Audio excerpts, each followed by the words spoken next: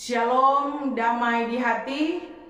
Bapak Ibu Saudara yang dikasihi dan diberkati oleh Tuhan kita Yesus Kristus, jumpa lagi dengan saya Pendeta Veralina Lahiu dalam channel YouTube ini. Saya adalah pendeta jemaat di Gemim Getsemani Madidir. Bapak Ibu Saudara, saya sangat senang boleh menjumpai Bapak Ibu Saudara lewat media YouTube ini. Dan kembali saya akan men-share atau membagikan bagian kebenaran firman Tuhan yang menjadi bacaan Gereja Masehi Injili di Minahasa dari tanggal 17 sampai 23 Agustus 2025, yaitu dalam kitab Yohanes pasal 8 ayat 30 hingga ayatnya yang ke-36. Sebelum kita akan membaca firman Tuhan, mari kita berdoa. Ya Tuhan Allah, kami sangat bersyukur kepadamu karena Engkau terus memberkati kehidupan kami. Dan saat ini kami akan membaca dan merenungkan firman-Mu. Kami percaya firman ini adalah kebenaran, dan kebenaran firman ini akan memerdekakan kehidupan kami. Tuhan, biarlah lewat kebenaran firman ini mampu kami kerjakan dalam kehidupan kami semua. Berkatilah kami untuk menerima firman-Mu. Biar lewat firman ini kami boleh berjumpa secara pribadi bersama dengan Tuhan. Berfirmanlah ya Tuhan Allah, kami siap dan rindu untuk mendengarnya. Amin. Saudara-saudara yang diberkati Tuhan, marilah kita membaca bagian firman Tuhan ini. Yohanes pasal 8 ayat 30 hingga ayatnya yang ke-36. Kebenaran yang memerdekakan. Setelah Yesus mengatakan semuanya itu, banyak orang percaya kepadanya. Maka katanya kepada orang-orang Yahudi yang percaya kepadanya, "Jikalau kamu tetap dalam firman-Ku, kamu benar-benar adalah murid-Ku, dan kamu akan mengetahui kebenaran, dan kebenaran itu akan memerdekakan kamu." Jawab mereka, "Kami adalah keturunan Abraham dan tidak pernah menjadi hamba siapapun. Bagaimana engkau dapat berkata, kamu akan merdeka?" Kata Yesus kepada mereka, "Aku berkata kepadamu, sesungguhnya setiap orang yang berbuat dosa adalah hamba dosa, dan hamba tidak tetap tinggal dalam rumah, tetapi anak tetap tinggal dalam rumah. Jadi apabila anak itu memerdekakan kamu, kamu pun benar-benar merdeka." Demikianlah firman Tuhan. Sekali lagi, shalom, damai di hati. Bapak Ibu Saudara yang diberkati Tuhan, kita bersyukur karena kita ada di bulan kemerdekaan, bulan Agustus ini, dan pada tanggal 17 Agustus kita akan merayakan kemerdekaan Republik Indonesia yang ke-80 tahun. Bersyukur karena Tuhan terus menjaga, menyertai bangsa Indonesia, sehingga sampai 80 tahun ini penyertaan Tuhan begitu luar biasa. Dan berbicara tentang kemerdekaan, saudara-saudara, kita pasti mengingat para pahlawan yang telah berjuang supaya Indonesia merdeka. Mereka berkorban, bahkan nyawa menjadi pengorbanan mereka. Makanya hari ini kita semua tentunya bersyukur atas kemerdekaan Republik Indonesia yang ke-80. Itu karena jasa para pahlawan. Itu karena perjuangan mereka, pengorbanan mereka, tapi juga semangat mereka ketika berperang. Makanya Bapak Ibu Saudara yang diberkati Tuhan, saya mau katakan saat ini bahwa kemerdekaan itu mahal, ya. Sebab bercucuran bukan hanya air mata, tetapi dibayar dengan cucuran darah.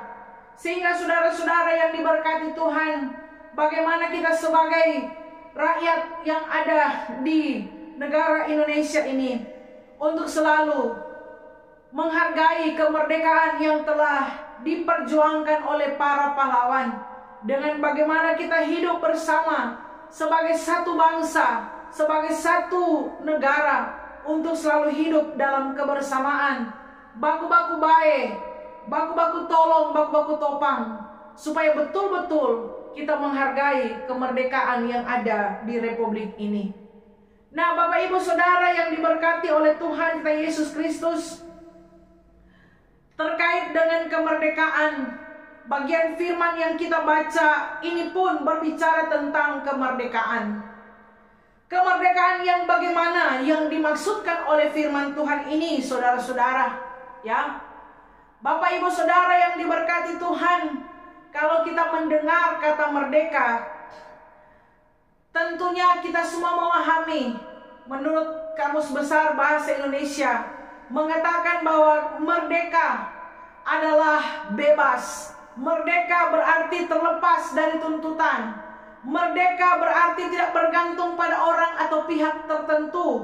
Merdeka berarti tidak terikat, saudara-saudara, ya.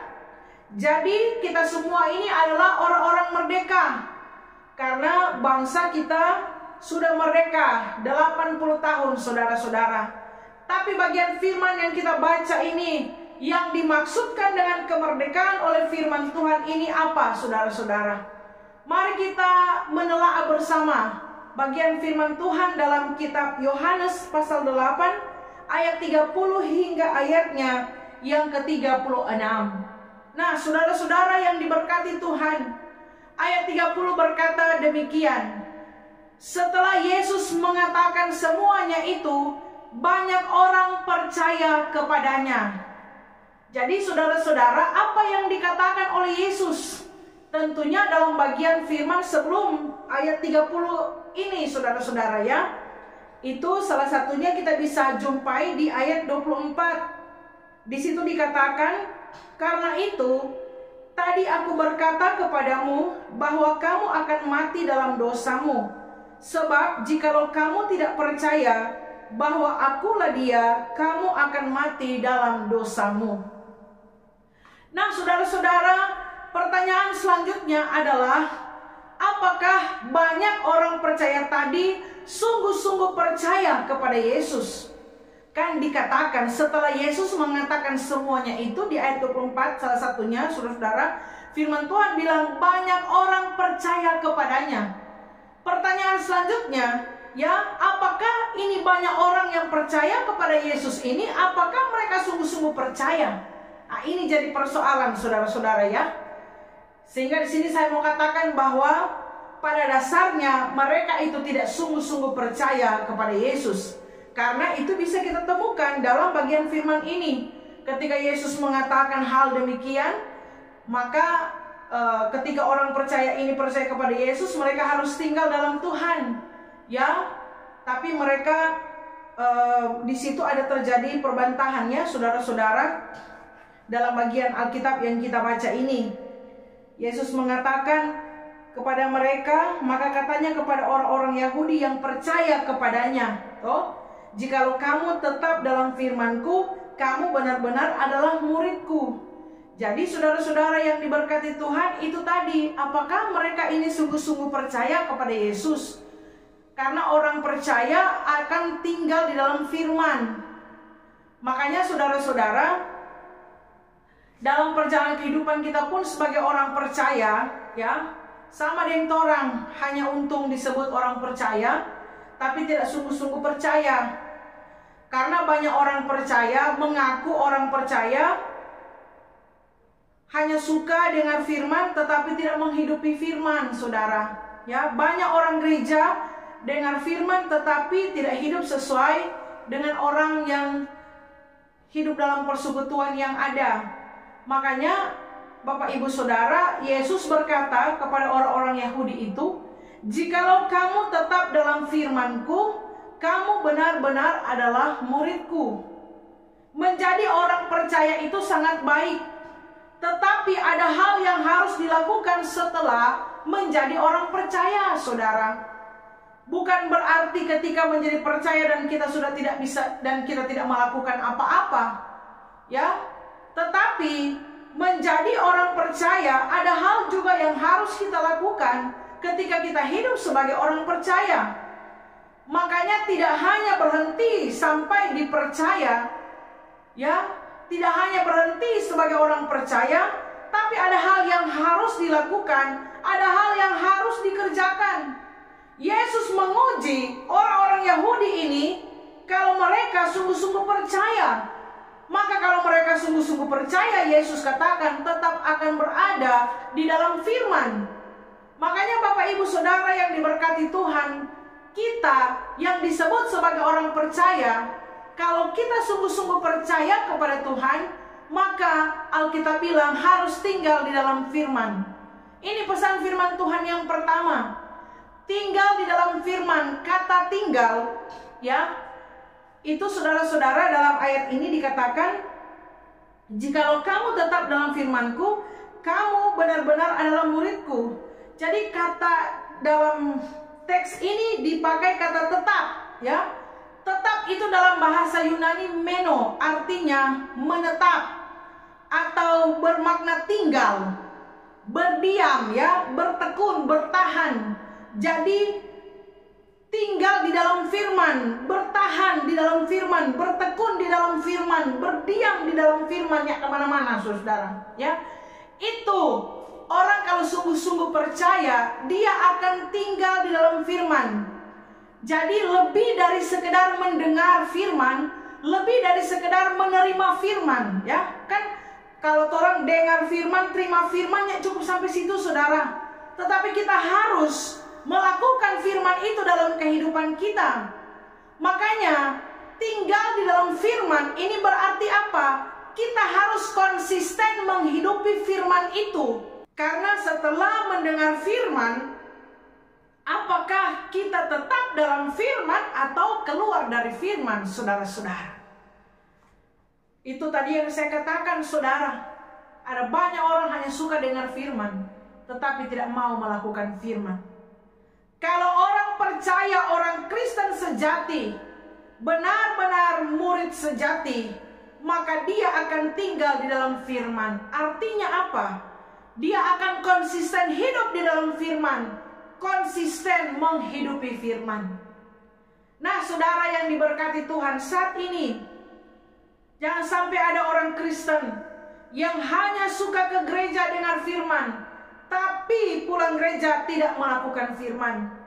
Hanya suka terima kebenaran, tapi tidak mau melakukan kebenaran. Sehingga bagian firman ini mengingatkan kepada kita, tinggal di dalam firman. Mari kita mau konsisten menghidupi firman di dalam kehidupan kita. Bapak Ibu Saudara, mungkin jadi pertanyaan kepada kita, mengapa kita harus tinggal dalam firman? Alkitab bilang, ya, dalam firman Tuhan dikatakan, jikalau kamu tetap dalam firman-Ku, kamu benar-benar adalah murid-Ku. Murid Tuhan itu akan tinggal di dalam firman. Murid Tuhan akan menghidupi firman. Jangan bilang torang pengikut Kristus kalau torang hidup di luar firman. Orang kalau ikut Tuhan berarti dia hidup di dalam firman. Amin saudara-saudara. Dan firman Tuhan bilang itu dia murid, ya, menjadi murid. Apa itu murid saudara? Murid itu adalah sungguh-sungguh ikut Yesus Kristus.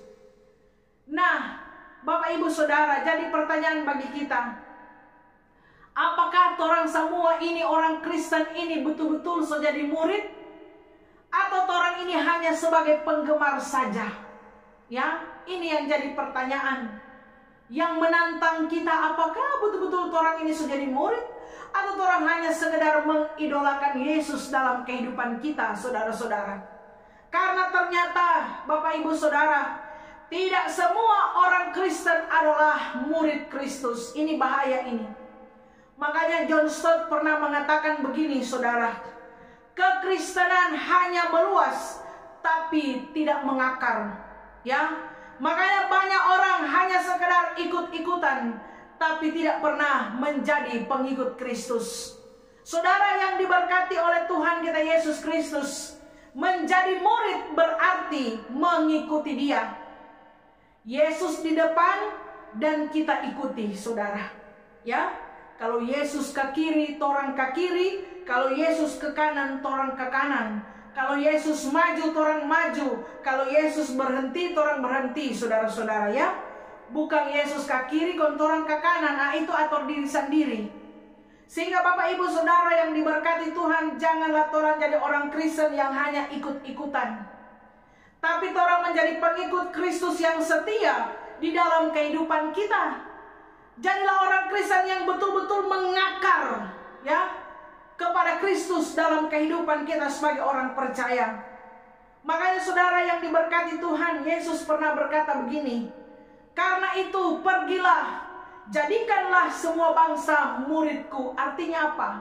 Yesus suruh kepada para murid pergi dan buat semua bangsa itu menjadi murid.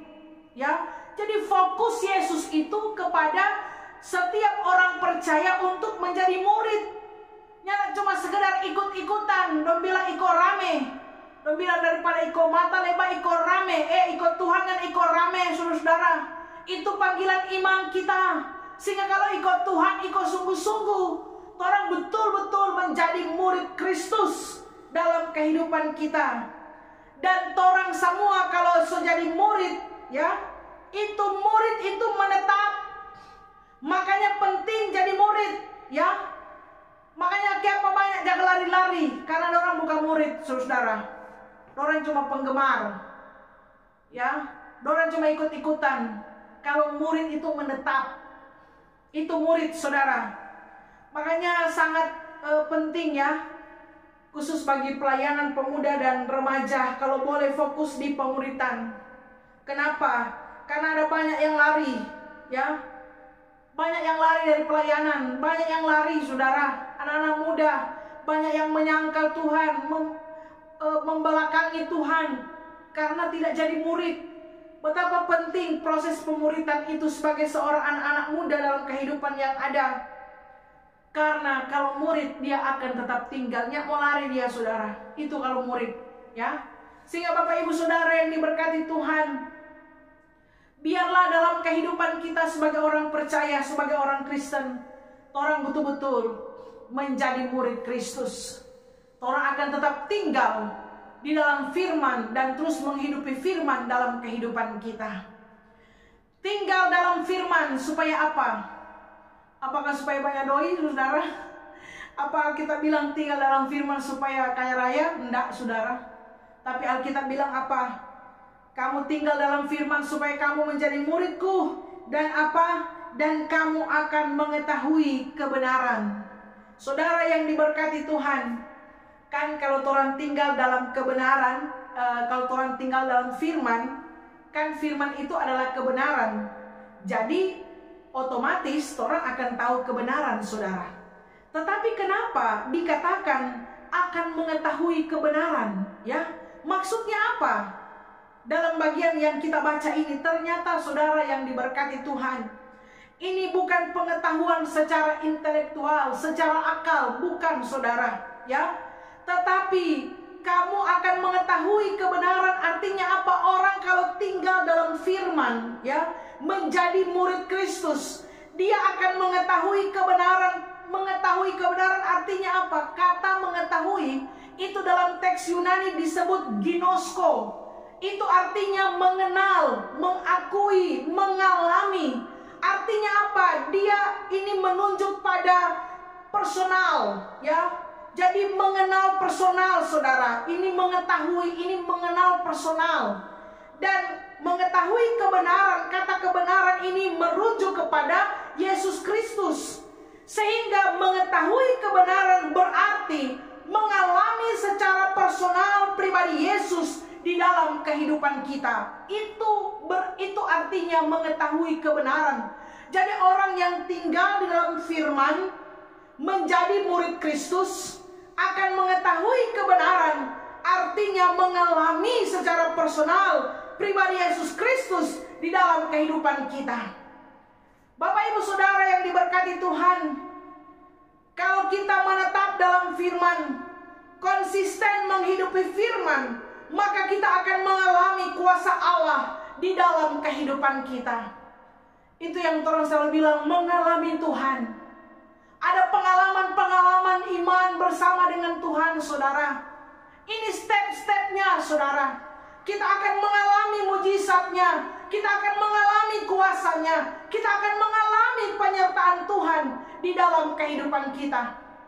Dan selanjutnya firman Tuhan bilang, dan kebenaran itu akan memerdekakan kamu. Ya, tapi dong bantah, saudara. Tuh, ayat 33 bilang begini, jawab mereka, kami adalah keturunan Abraham dan tidak pernah menjadi hamba siapapun. Bagaimana engkau dapat berkata, kamu akan merdeka? Saudara yang diberkati Tuhan, ini sebuah kesalahpahaman ya. Orang salah mengerti nih Yesus bermaksud, saudara. Ya, orang bilang, kami adalah keturunan Abraham dan tidak pernah menjadi hamba siapapun. Bagaimana engkau dapat berkata, kamu akan merdeka? Sombong amat, saudara ya. Mentang-mentang keturunan Abraham, ya, mosok di muka Tuhan Yesus, saudara. Ya, dengan kata lain, orang mau bilang bahwa orang ini istimewa. Ya, kan orang keturunan Abraham. Orang ini banyak saudara-saudara ya, banyak keluarga. Ya, jangan coba-coba. Orang ini keluarga besar, orang Yahudi. Ini yang orang mau bilang Pak Yesus. Bapak ibu saudara, begitulah dengan orang. Kadang ada DP sok-sok atau orang keluarga besar merasa istimewa. Apalagi kalau ada saudara, ada pangkat ya, ada jabatan saudara. Kita punya keluarga pejabat ya, ada di pusat sorga, saudara-saudara ya. Atau misalnya semua stop saudara pendeta ya, semua orang saudara persu saudara ya. Kadang orang jadi sombong, kadang orang jadi makan puji saudara, mentang-mentang orang keturunan orang istimewa ya, sama dengan orang Yahudi ini, mentang-mentang keturunan Abraham, merasa orang yang punya segalanya ya. Bapak ibu saudara yang diberkati Tuhan, kasihan polo Tuhan tidak pusing orang ini keturunan mana ya. Sedang keturunan Abraham Tuhan yang pusing. Jadinya usah sok-sok orang di muka Tuhan. Karena warisan keluarga keturunan itu bukan menyelamatkan saudara ya. Tidak saudara. Makanya tidak usah berbangga dengan kita dari keturunan mana saudara ya. Ini yang Yesus membilang kepada orang Yahudi waktu itu, biar ada orang keturunan Abraham, keturunan Israel. Kalau keturunan Abraham nyak baking seperti Abraham bakingnya guna saudara-saudara ya. Jangan mereka berpikir mentang-mentang keturunan Abraham kok ada hak istimewa. Tidak saudara-saudara. Bahkan Yesus pernah berkata kepada orang-orang Farisi, hai kamu keturunan ular beludak. Bayangkan saudara ya. Padahal orang-orang Yahudi, Maria Yesus bilang, hai kamu keturunan ular beludak. Biarlah keturunan Abraham marotak ular beludaknya guna saudara. Sehingga ini menjadi sebuah perenungan bagi kita. Keturunan apapun mereka, selama hidup dalam dosa, berbuat dosa, nyak guna ya, percuma. Biarlah keturunan Abraham, mereka tetap tidak akan menikmati janji Allah bersama dengan Abraham kalau mereka tetap hidup dalam dosa. Ini yang Yesus membilang saudara. Karena bukan keturunan yang menyelamatkan, bukan dari asal keluarga mana yang menyelamatkan saudara, tapi hanya ada satu pribadi yang menyelamatkan, yaitu Yesus Kristus. Dia memberi keselamatan, dia menawarkan keselamatan kepada orang percaya. Sehingga keselamatan itu hanya berasal dari Tuhan, bukan warisan keluarga, namun iman kita kepada Yesus Kristus. Makanya Bapak Ibu Saudara yang diberkati Tuhan, biarlah kita terus mengalami Tuhan dalam kehidupan kita, supaya kita merespon keselamatan yang telah Tuhan kerjakan di dalam kehidupan kita sebagai orang percaya. Saudara yang diberkati Tuhan, selanjutnya Alkitab mengatakan di ayat 32b, dan kebenaran itu akan memerdekakan kamu. Dia semakin memperjelas di ayat 36, jadi apabila anak itu memerdekakan kamu, kamu pun benar-benar merdeka. Saudara yang diberkati Tuhan, anak Allah yaitu Yesus Kristus memberikan kemerdekaan memberikan kelepasan, memberikan kebebasan. Pertanyaannya, maksudnya ini merdeka dari apa, saudara? Ini yang Yesus bilang, merdeka dari dosa, ya. Karena sekalipun dalam keturunan apapun, kalau tetap berbuat dosa, tetap menjadi hamba dosa, saudara. Ya, ini bukan bicara status fisik, tapi dalam hal spiritual, dalam hal kerohanian, dalam hal kehidupan bersama dengan Kristus.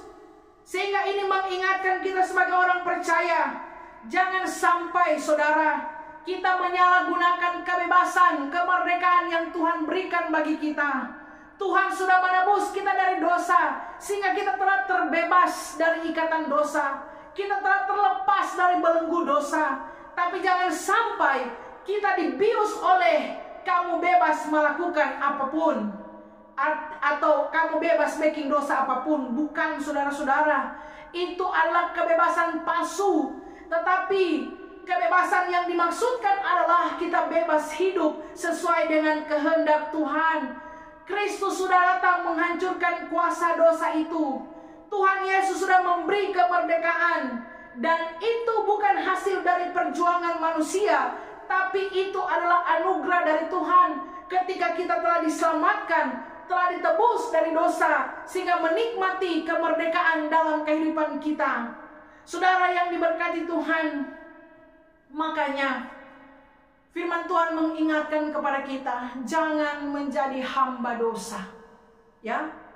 Karena torang pe Tuhan bukan dosa. Torang pe Tuhan itu Allah. Torang pe Tuhan itu Yesus Kristus. Jangan lagi kita hidup dalam dosa.